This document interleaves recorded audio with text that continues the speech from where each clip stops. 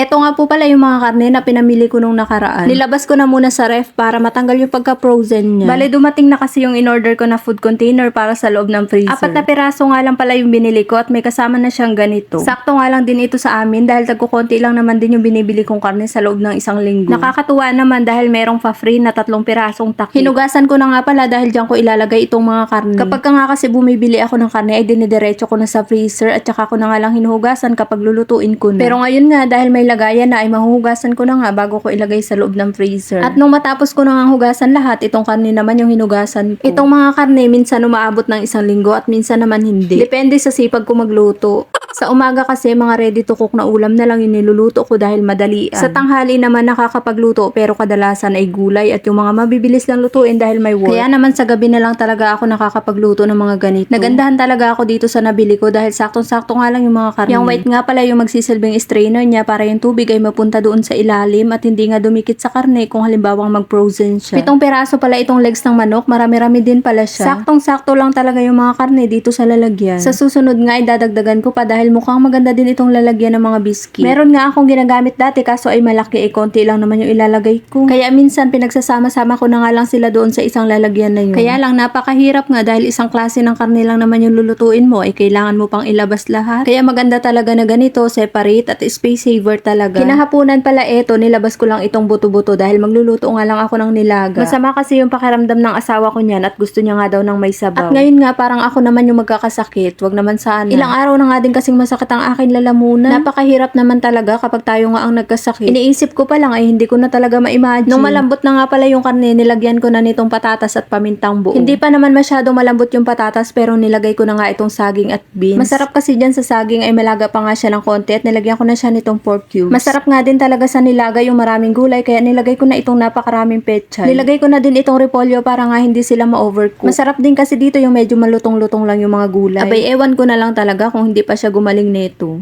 Diyos.